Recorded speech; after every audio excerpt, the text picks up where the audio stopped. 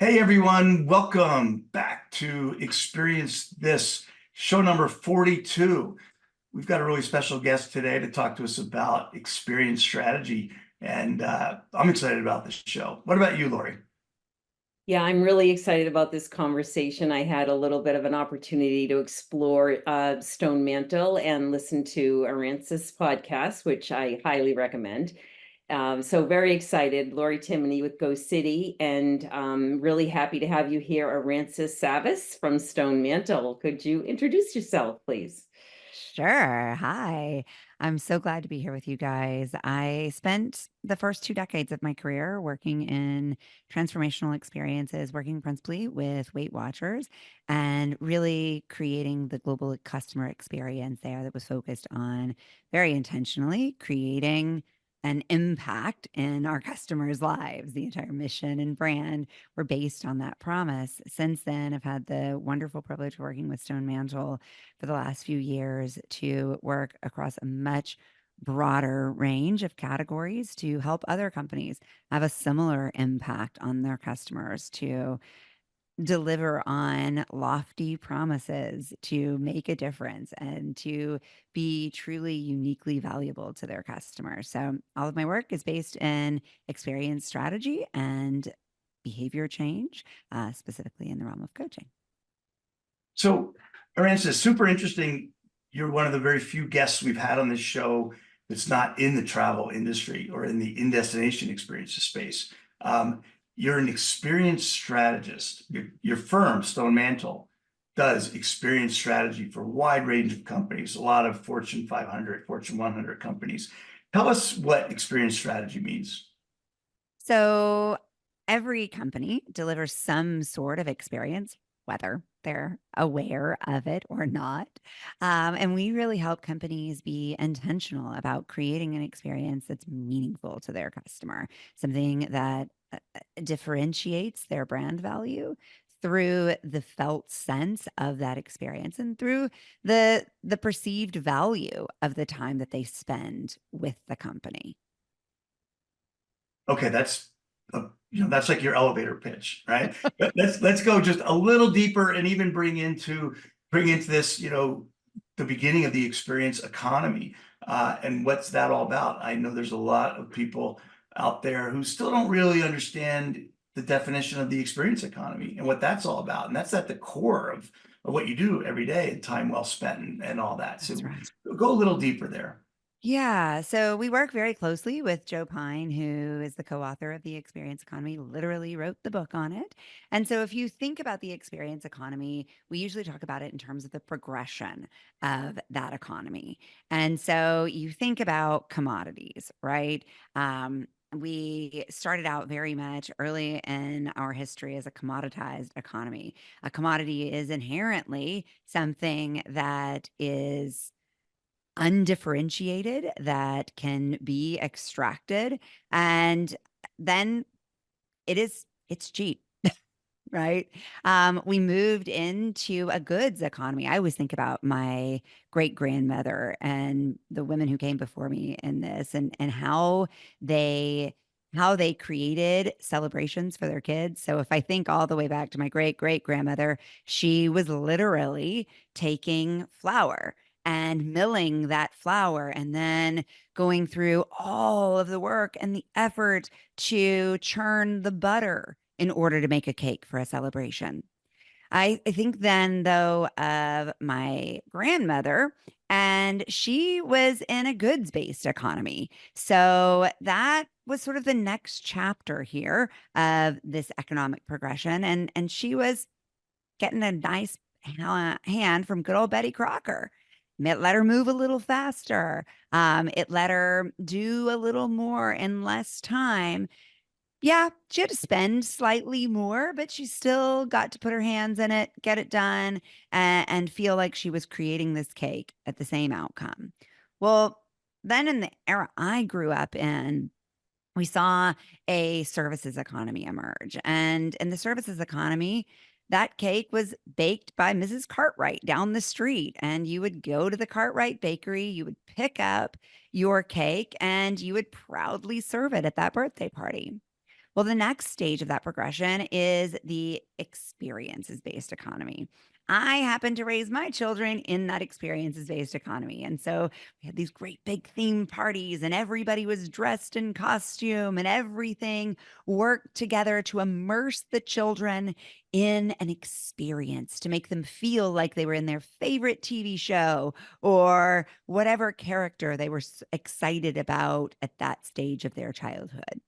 If I can jump in here, so it's interesting you talked about sort of moving from the experience economy to the transformation economy, and I can see that that's happening to some degree, but I also think that we're still very much in the experience stage, right? I think that a lot of the so Bruce and I work in, I guess, what we call either destination or travel experiences. So there's a lot of businesses that we work with that are creating tours, or they're in attractions, they're creating a lot of them are in the process of or already have created immersive experiences. So taken experiences that maybe would have been a little bit more vanilla and kind of move those into a place where customers are actually participating in the activity.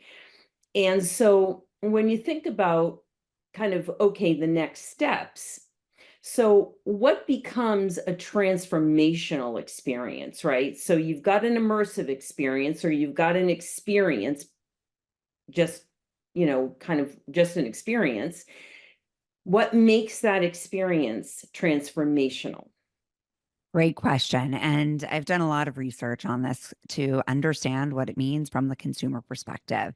And we know we can provide transformation in all sorts of different ways. We can create change in a customer in an instant. We can create change that permeates only one individual aspect of their lives. And they're different, right? And like that seems like it could be transformation.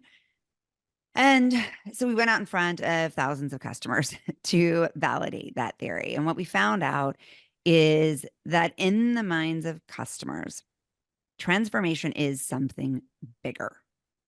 It is traditionally less in their minds serendipitous. So they're less likely to think about it as something that happened just out of nowhere. It's more sought out.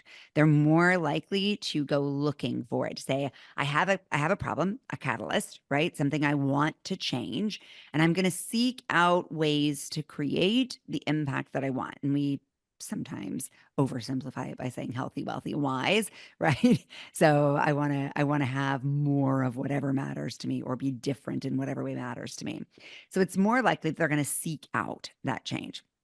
The other, I think, key differentiator is that they're going to pay more, and they think of it as something that requires an investment. And so they have an expectation of financial investment and a higher expectation of reward and an outcome based on that investment. That would be super interesting to our audience, Aransas, is how do you create, first of all, how do you recognize what transformations you can actually bring to your customer? How do you recognize when you need to make changes like that? And what are some of the small transformations that you can actually make or initiate that will have an impact on your customer's experience? So maybe some real good, solid how-tos. Well, I think what I was giving you was a how-to on capital T transformation. Yeah. And I agree with you. That is not where everyone should play. And my point really is here that there is capital T transformation and there's lowercase transformation. I wouldn't use the word capital T transformation unless you were doing those big things. So where I was really headed with this is that when we talk to customers, they don't like that word unless it's going to be systemic, sustainable. It's going to permeate every aspect of their lives. It's going to be if you're not doing And that that, was my don't use point. that Like, word. most travelers aren't looking for capital T, right? Yeah. Correct. Yeah. Correct. I think people are looking for change and impact, though. And I've done some research to understand which words they use, and they are much softer. But I think to Lori's point, everyone who travels is looking to have an impact. They want something to be different. And so the progression that I use when I talk about change is it's a catalyst, as I said before, and that catalyst might be anything from ending a marriage to I graduated from high school. Something happens, right? And so I write, and I think of it as see, do, be. So I see new perspectives. I start to do things a little differently. And then hopefully I get home and it has some sort of lasting effect. And I do think we can deliver on that in every trip, right? I go to New York City, I walk along the High Line, I see people speaking different languages, or I guess I hear people speaking different languages. And I feel more connected to the world at large. I don't know. No, but keep going there, because that's where Lori wanted you to get to. Okay, you're on the High Line, you're in the city, but we have a lot of people that run attractions and experiences in New York. What are you advising them to do to take Ask advantage of both these? people, Go ahead. ask them what their goal is. It's really, and like I said, I recently surveyed a very wide number of industry professionals, and very few are collecting the data they need to collect, in my opinion. Number one, very few are asking people, what's your goal out of this experience? Like, I don't know how anybody designs an experience without that information. Yeah. Yeah, I totally get that. So customer conversations is huge. Asking people what they want out of it, asking people how not in these exact words, but how they'll know that they've been successful in that, right? Getting them to set some outcome-based deliverables for you so that you know how to deliver successfully on what they want, right? And then creating some sort of reflective mechanism. And so these are all things that we would do with capital T transformation that are really important to lowercase t transformation, and that are really easy to build from a process standpoint. They don't have to be overblown. They don't have to be complicated. It can be as simple as a survey. I think, surveys often are throwaways. How and when we present them is certainly a big topic of conversation to get maximum data and engagement from them, to ensure that you're getting a balanced sample size and you're not just hearing from white women over age 50, which is frankly who most of us are hearing from when we field surveys. And so, we have to look at who we're talking to and making sure that it's representative of our audience. But a survey is a great way to get people to reflect on what works for them and what doesn't, and to actually establish the value of your experience. So I'd say it's those three things. It's asking them what they want out of it, which, again, small business. I recently did like a little boat tour in Texas. It was a glass bottom boat. I couldn't believe how much I loved it. It was amazing. And we started out with this field guide saying, what brought you guys here today? What are you hoping for out of this boat ride? Well, this guy very casually, there were only 10 of us on the boat, so it was an easy conversation. He had all the data he needed to make our experience memorable and valuable to us. He used it because he had it. But so I think at a very small scale, it's collectible through one-on-one conversations or through small group conversation. And certainly at larger scale, there are easy ways to implement this through your data collection, through your registration process that you can act on. Because I always say, like, the most disappointing thing to do is to collect data from your customer and then not use it. But it's easy to operationalize and implement the data that you're collecting.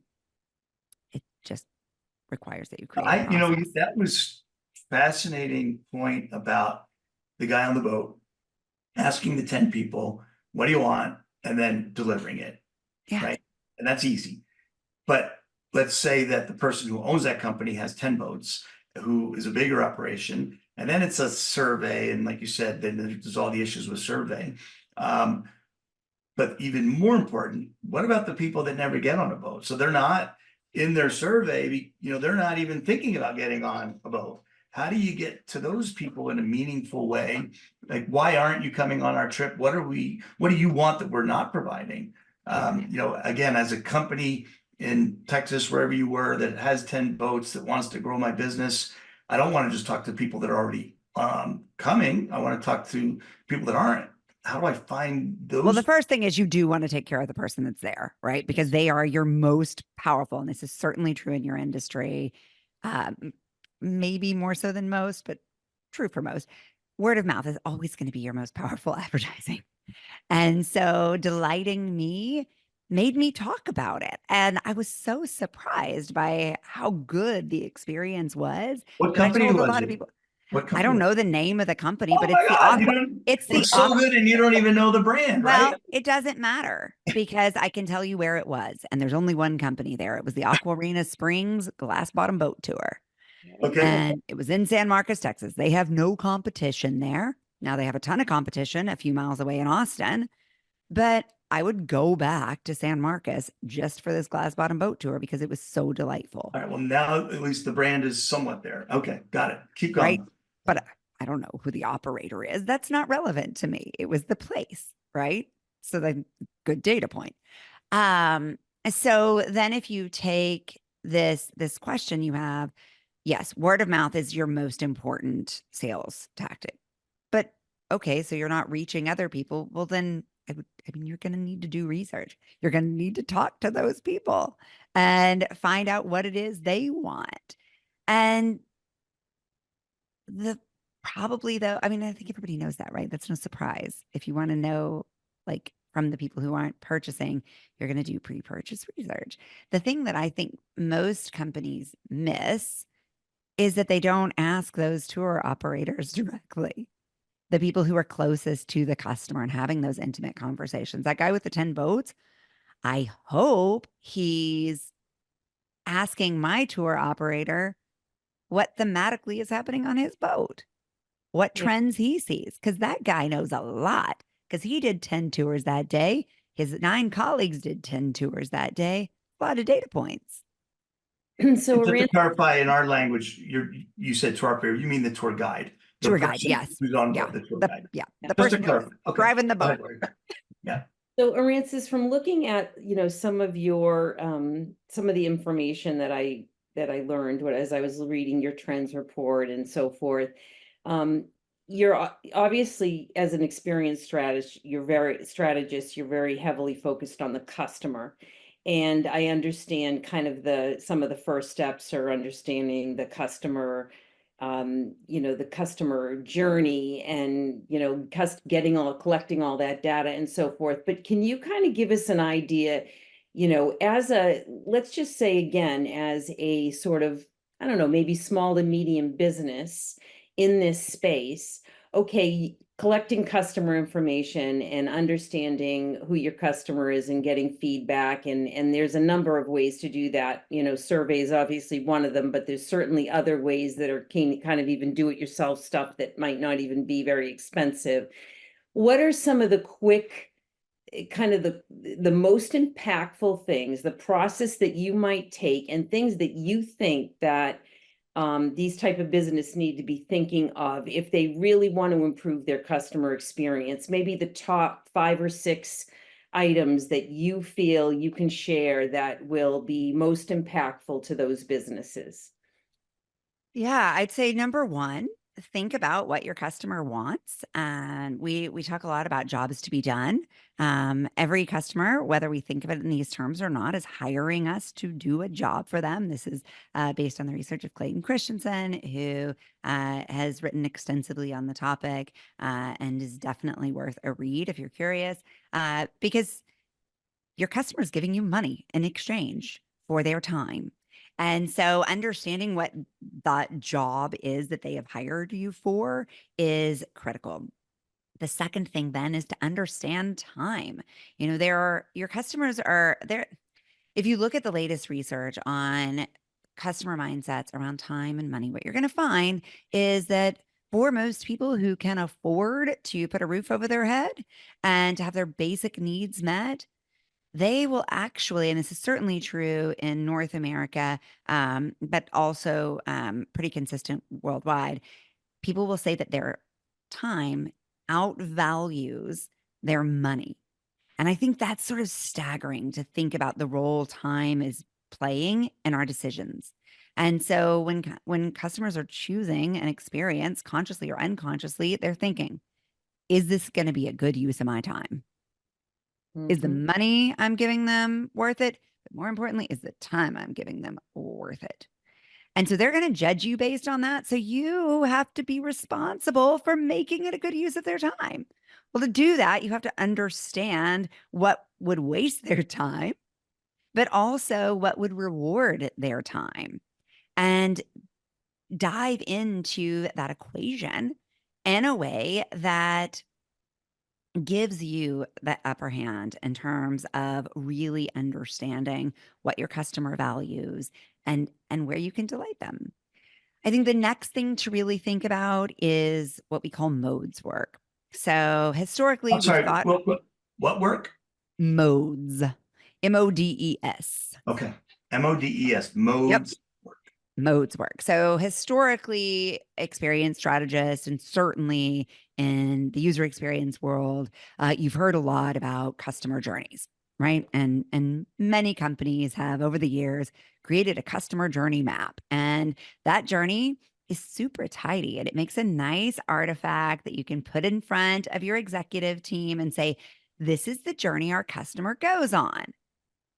Except it's never true. And if you've ever created one, it feels like an impossible task that everybody expects of you, because the customer journey is not linear. Your customer is going to find you in one of 40 places, and then their first action with you is going to be one of 40 things. And the first thing they want when they get into the experience is going to be a bunch of different things. And so instead of thinking about this as a linear journey and a moments based journey, or even a place based journey, but we'll talk about place in a second, think of it as a modes based journey. So what a lot of the big competitors are doing right now, and I think the tech competitors are the easiest one to look at. Companies like Spotify or Amazon or Apple, they're really taking a modes based approach. And what that means is they're thinking about like, well, what mode is this customer in right now? And when I say the word mode, and I'll articulate it with all the consonants. When I say mode, what I mean is the mindset that that person's in and the behaviors they're going to take there. So maybe you have a traveler who is in celebration mode. Maybe you have a traveler who is in survival mode. Maybe you have a traveler who is in cheapskate mode. Maybe you have a traveler who is in it's a blowout mode. Whatever it is, knowing what mode they're in is going to help you really tailor that experience. So it's another piece of data that's worth collecting at your registration, I like because I like it that one. gives you so much insight into what they want out of the experience, how they're going to behave in the experience, what their mindset is going into it. Because otherwise we tend to like personify people and we're like, well, Claire's a 35-year-old mom of two who lives in suburban Pennsylvania. Well, I mean, she may have nothing to do with any Yeah, we've talked other. a lot Right. about personalization. I mean, this is a different version of personalization that we talk a lot about, that, AI is going to solve everything for everybody, of course, right? Yeah, right. But I don't know if AI is focused on mode. It's really interesting, but it could be with the right company. It could be. We only have a few minutes left. All right. And So should I give you one last one on yeah, that? All yeah, right. I was trying to get to five. I think maybe this is four, which is yeah. context, right? Think about where your customer is, right? So, for years we've said that content is king. I think what companies really need to think about is context. So your customer is interacting with you across a lot of different platforms. It's not necessarily about making them all string together seamlessly. Yes, it shouldn't be jagged, and it shouldn't make things harder for them and be a waste of their time. But think about what's best to do in each particular context. All of your customers now are probably living in some sort of hybrid relationship with you. to. Maybe they have online and offline relationships. So think about what's best where and how you really serve them to maximum potential for the individual's place or space that you're in with them. Cool. What you brought up, I wanted to have a quip about, maybe it was content is king, hanging out with you both. Yeah, but context is queen, and queen's going to win every time. So, My favorite one I like that one. is your first one, which is think about the job that they've hired you to do. I love that. I have one last question on this. I know, okay, we're down to like 2 minutes. This is all really interesting, the customer journey, because there are so many people that still talk about that every day. And you've really outlined some things to think about when you're delivering your experiences.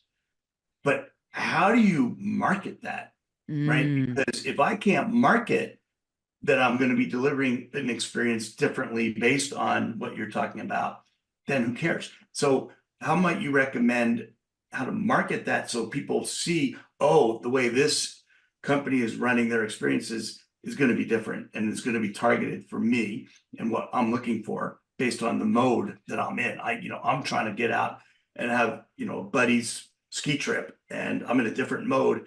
Who's going to get my business? Social proof in 2 words is going to be the best marketing you have. And I think that's true for every company in every category right now. And you just happen to have one that people like to talk about. There's real social capital to saying I traveled. And we joke, my kids and I, that like it's the thing people say when they want to sound interesting. I like to read books and I travel. Right? Like I'm like, Give yeah, me social proof, because take that one more step. So yep. I run Bruce's Bicycle Tours in Boulder, Colorado, and Amazing. you come to my event and my experiences, and they're awesome, and I'm doing exactly what you're talking about. But what's my social proof to make sure that when you're booking an experience in Boulder, Colorado, you find me? Yeah. Well, number one, I want to make sure that I am inspiring and empowering my guest to have that conversation. And I'm directly asking them, hey, could you tell your friends? This is how you tell your friends. Maybe you even give a bounty for telling your friends. I had an Airbnb host offer me 10% off my next stay if I posted to social. I'm never going to go back to that place, but I understood that he really wanted me to post it to social. So I did. And it was highly Instagrammable and it was cute and it made me look cool because I was staying at this cool place. Right. So it was a big reward all around. So social proof, first and foremost, Which is with really your word of customer. mouth on social. Correct. Okay. Or in your reviews or in your testimonials, right? Like, so again, it's social proof. That shows up in many, many different places, but that's what's driving a lot of the decision making right now. We're inundated with content and we don't trust companies, but we are more likely to trust individuals, even if we never heard of them. So I think that is a key piece of it. But I also think you can create that in your own formal marketing, right? You can demonstrate how your work has helped people and had some sort of emotional or physical benefit on them, right?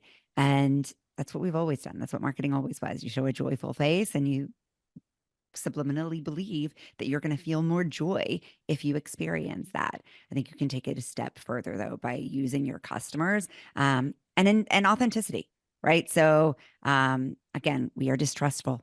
And this is based on global trust ratings. The closer people are in to us and feel more they feel like us, the more we trust them, the more they feel distanced from us, whether it's a country or a CEO and president of a company, the less we're going to trust them. Yeah. No, that's all great. We had a recent data point that Arival put out that I don't believe, but we put it out, so it's true, right? 90% of Gen Z people are looking at TikTok to inspire them on where to travel. Yes. I don't doubt it at all. Right. And And that's all social proof if you have the right people that are presenting authentic descriptions of your destination or your experience. And Well, and then you wonder like what is authentic and how do you figure that one out, right? That's another whole story, but Low production value. all right, we are out of time. I want to respect your hard stop, Aransas. This was fantastic. Thank you for so having much. me. Really appreciate having you here. joining us, Aransas. Yes. So nice meeting you, Lori. Thank you All so right, much. and we will be seeing you again soon, I'm sure. All right, thanks a lot. Thank you, everyone, for joining. Thanks for joining. We will be posting this as usual on LinkedIn, but we're going to start posting all of these shows on Spotify as well, and figuring out all the other channels. So watch for that as we try to get Experiences to have wider distribution, and having guests like Aransas with us will help us with that. So we will see you on one of our channels somewhere. And until next time, thanks for joining Experiences.